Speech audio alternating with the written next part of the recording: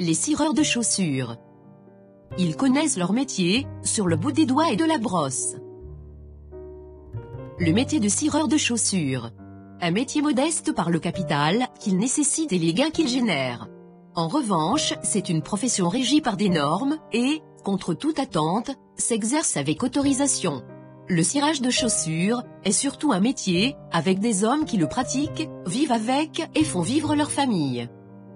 Des équipements évalués, par une estimation rapide de l'un d'eux, à 20 dinars. Les cireurs de chaussures, avec leurs chaises basses en bois, couvertes de morceaux de tissu, sont installés dans les grandes artères de Tunis. Exposés de front à la pollution, au réchauffement climatique et aux intempéries, ils semblent s'être acclimatés avec le beau, le chaud et le mauvais temps, pour faire partie intégrante du paysage urbain. La profession, comme toute autre, est régentée. N'est pas cireur de chaussures qui veut. L'autorisation validée, et livrée par la municipalité, au prix annuel de 60 dinars, dure toute la vie et peut se transmettre de père en fils. Précieuse et rentable, elle représente le gagne-pain d'une communauté de cireurs, qu'on rencontre un peu partout au gré des pas dans la ville, mais également sur la place Barcelone, ainsi que sur les 2 avenues de Carthage et de Paris. Fatih, cireur de son état, livre, après les classiques doléances, sur les difficultés de la vie, les petits secrets de sa profession, qu'il exerce depuis 1985. Par le biais d'une autorisation héritée de feu son père, et dans un emplacement au cœur de l'avenue de Paris. Entouré d'administration et de banques, Fatih, avec son instrument garni de tubes, et de carrés colorés, d'éponges et de brosses, convoite les fonctionnaires, qui représentent le plus gros de sa clientèle. Il est aligné avec ses confrères en file indienne, sous l'ombrage naturel d'un arbre, ou artificiel d'un parasol. Ainsi, voués entièrement à leur bonne fortune respective. Les cireurs défient toutes les lois de la concurrence, ils ne hèlent pas les clients, et ne font rien pour les attirer. Cohabitant en bonne intelligence les uns derrière les autres. Confiants et patients, ils attendent que les clients potentiels passent et décident à un moment décisif de s'arrêter, nous révèle, dans le même esprit également, Mohamed Abdelaziz, cireur depuis 1968. Un peu blasé, il nous parle de la profession qu'il a toujours exercée, il n'en connaît pas d'autre.